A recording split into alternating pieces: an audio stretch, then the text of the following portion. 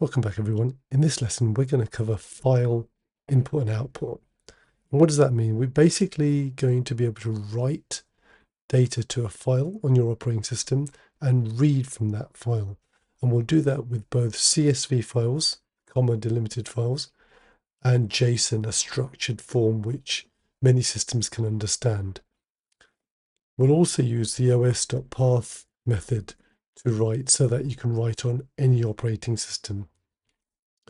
So let's dive into some code, because the best way to learn obviously is through example. So we're going to cover file I/O and reading data from files and writing data to files here. Okay. Now without it, your program just exists in isolation. Everything disappears the moment your script stops running. And any future script that we write, which involves reading or writing using a CSV file or a JSON file, we want it to be able to write to your operating system level and read from there as well. So in the case of a log, we want to write in a structured file format, which is typically JSON. There are 4 file modes that you need to know: read, write, append, and create.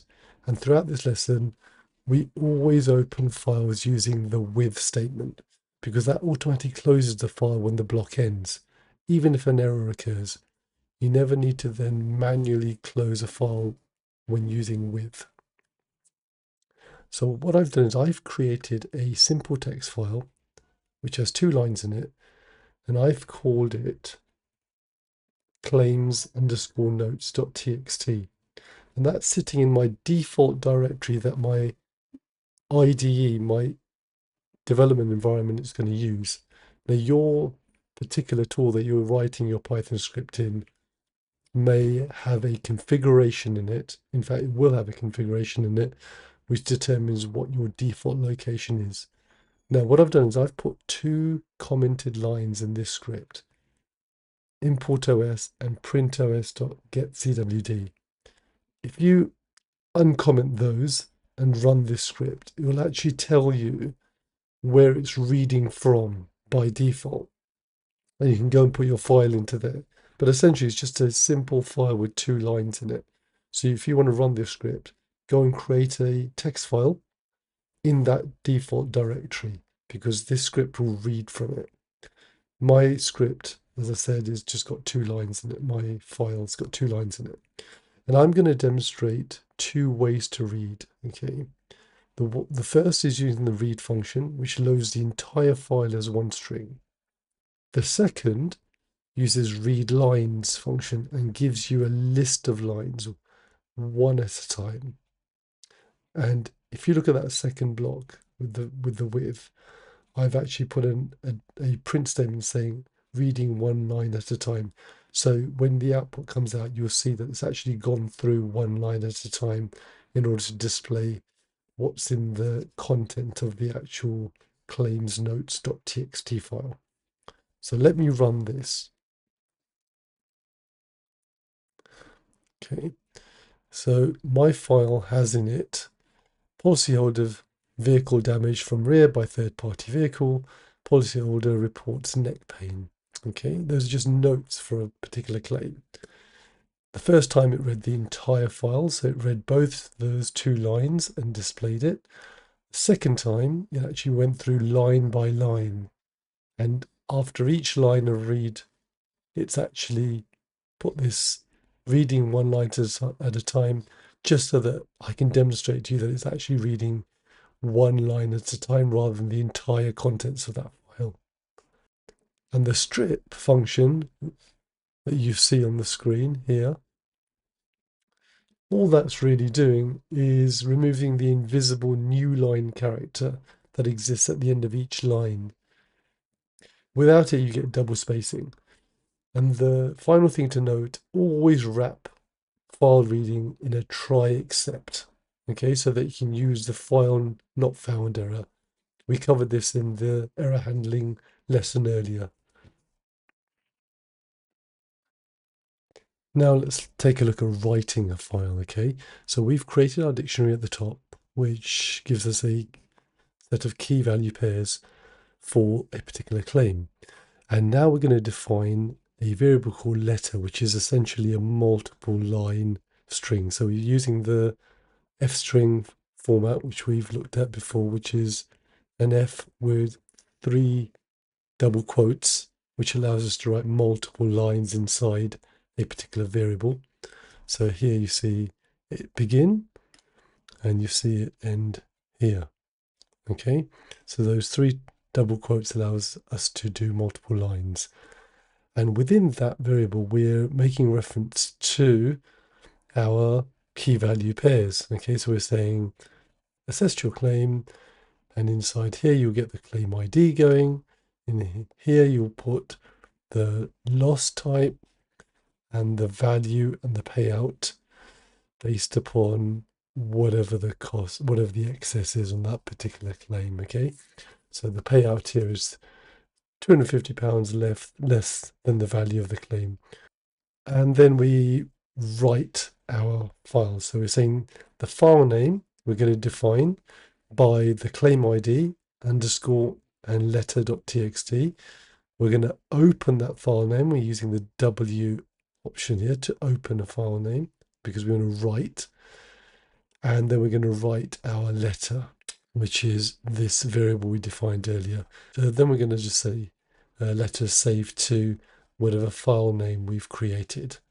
So if we run this now, it's basically gone and created that file. Now, if I want to have a look at that file, I can, and I'll print it up on the screen now. You'll find that in your default directory, and it's saying, "Dear policyholder, we have assessed your claim 002 for theft. Claim value is 3,500. Payout is 3,250. Yours sincerely, claims team." So we've now successfully written a file back to the operating system level. So in this section, we're going to do appending to a file. And appending is essentially writing to the end of the file. So we're not going to rewrite over an existing file. We'll just add entries to it, which is typically what you would do for a logging system. And any system that you write, any application that you write using Python, you want to keep a log of how you're progressing through data so that if there's a problem, you can always go back and see what happened at a particular time or for a particular claim in this case. So what we've done, we've imported a library called datetime so that we can manipulate the printing of the actual timestamp. And what we've done, we defined a function called log result. And that's taking the claim ID, status, and a payout value. We've got a variable called timestamp. And this is where the date time library comes in.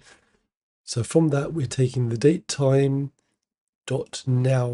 function and we're applying formatting to it. So we're formatting in a specific way, so year, month, day, hour, and then minutes. So there we've defined now what our time would look like. And our entry into the log will be of this format: the timestamp, the claim ID, the status of the claim, and the payout amount. And then what we're doing, we're opening that existing file called claims log. If it doesn't exist, it will create it. And it's in append mode. And we're doing the writing of an entry. And the entry we defined there, as you see, with the various fields in it. And we've called this 3 times. So on my ID, you'll see that it says 3 usages up there. Most IDs won't have that unless you've got a specific mode turned on. Mine does. It just tells me that it's going to get called 3 times. It's not part of the actual Python script. So let's run that. Okay.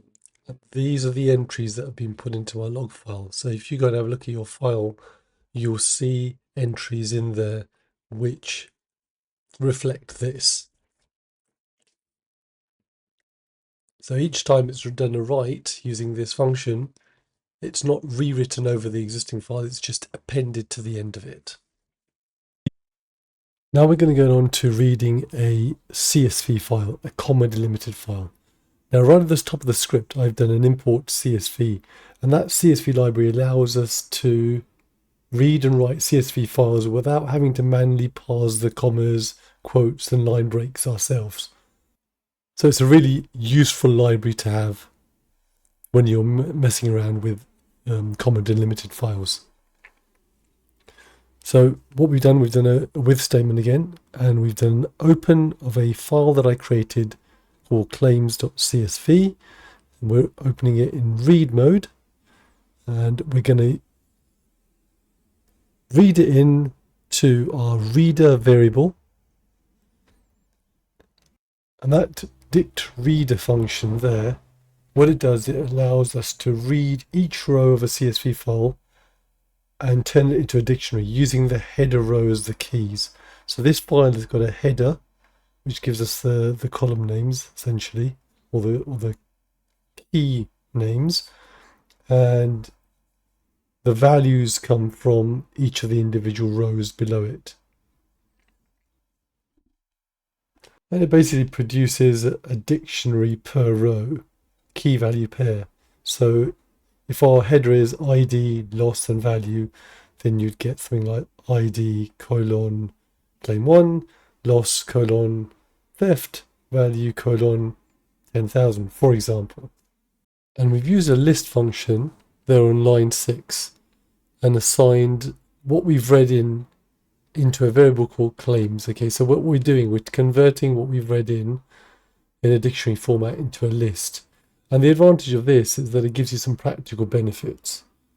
You can do a loop through the list, you can access by an index, you can go straight to the last row if you wanted to, you can count the rows, typical things that you can do with a list.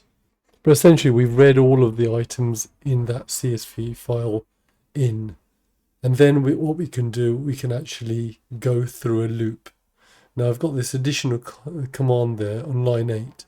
You can comment that out if you want to. All it's there for is because sometimes when people read files, they get errors and they don't know why they're getting those errors. And by printing the keys, you can actually see whether you've got a problem in reading any particular record on that. So I'm just going to comment it out for now. And we're going to run this. So that loop at the end is going through the claims list, which we created, one dictionary at a time. Each iteration of claim is one row, and it prints the 3 values from its line: the ID, the loss, and the value.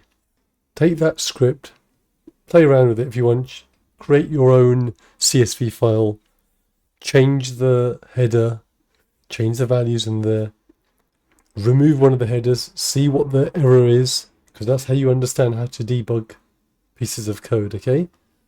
And we're now going to go on to writing CSV files. Okay, so let's go through the script for writing a CSV file now. So we've got the import CSV, same module as before. One import covers both reading and writing. The next section we've got a list of dictionary items, 3 dictionary items, okay? Each dictionary represents one processed claim with 4 fields: ID, status, payout, and score. This is the data we want to write out to our CSV. Then we've got our with open, and that opens a file for writing. 3 arguments here. So you've got the open function, and it has the file name to create or overwrite, the W for write mode, and we've got this new line argument here. And this is important because without it, Python adds an extra line ending, and you end up with a blank line between every row in your CSV. So setting new line equals quote quote tells Python to leave line ending handlings to the CSV module, which does it correctly. Good habit to always include it when you're writing CSVs. So writer equals csv.dictWriter. What that's doing is creating a DictWriter object and stores it in the writer variable. So 2 arguments: f, the file object to write to, field names, ID, status, payout, and score. A list of strings that defines 2 things: what keys to expect in each dictionary and what order to write the columns in. So if a key in field names is missing from one of your dictionaries, DictWriter will leave that column blank for now, for that row, okay? It's important you understand what keys are in your dictionary and the order in which they're in. So the writer.write header calls the write header method, okay? And this writes the first row of the CSV using the field names list as the column headers. So the first line of the file will always be a header. In this case, it's the ID, status, payout, and score. Now we write the rows. So we using the results list, and we're calling the write rows method. Notice it's a plural. Okay, we're doing the whole thing in one go. This takes our entire list of dictionaries, writes them all in one go. One dictionary per row. It uses field names, which we've defined, to know which value from each dictionary goes into which column. And then we've got the final print, which tells us that we've actually finished and saved. And we could write it row by row if we wanted to. Say, imagine you wanted to write something in between each row, rather than just write every single row in the source. Then you could do that by using the following means. Okay, you could do something like this. Use something like this, where you're going through each of the result items and writing one row at a time. But in our case, what we've done is used write rows. So let's run that. And we know it's finished, saved results. And this is what it looks like.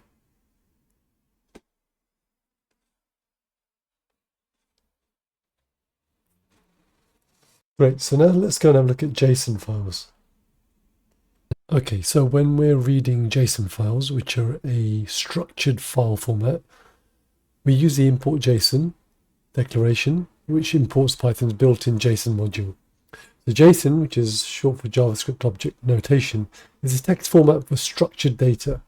Python dictionaries map directly to the JSON object, making it a natural fit for storing configuration and API responses.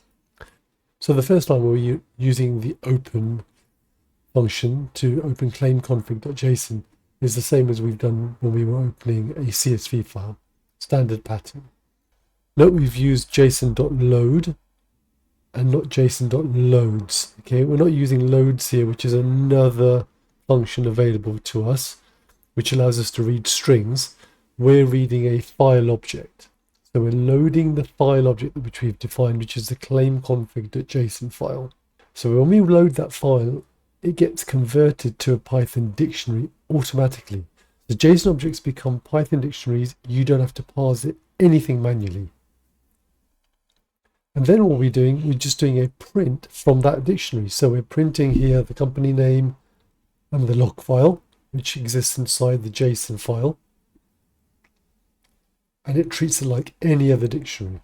And that's the beauty of using that module JSON that we imported right at the top. All the parsing is done automatically for us.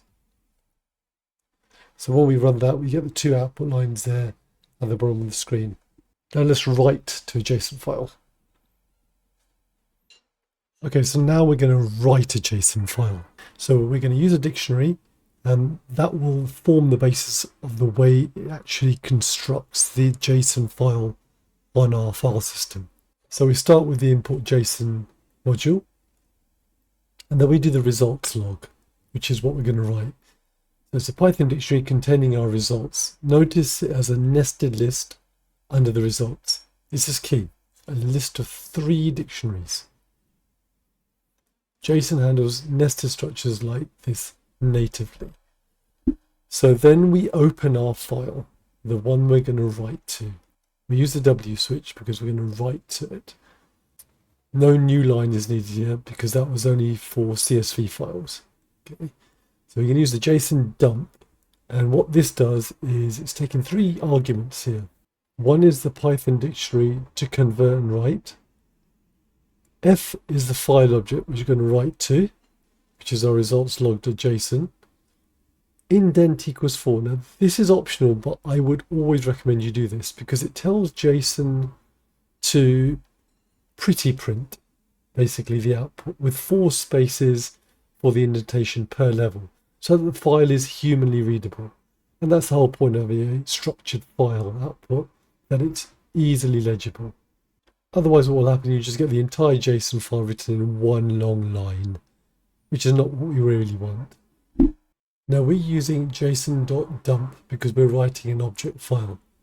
However, if we were to call an API, which we will do later in this course, we would use JSON.dump, i.e. plural, because that converts a string into something that you can pass to an API, an entire JSON file as one string that can be passed as an argument. But that's for later.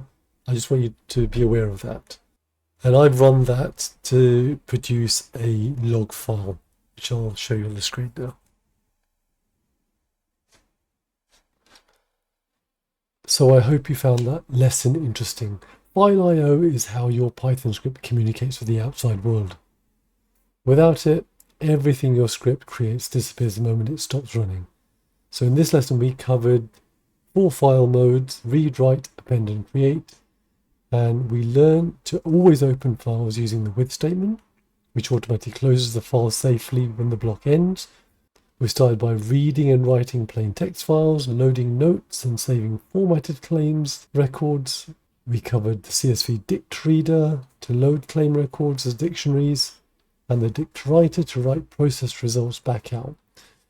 And we also covered JSON to load and to dump files, giving us a clean, human readable format for storing and sharing our data between scripts. I'll see you in the next lesson.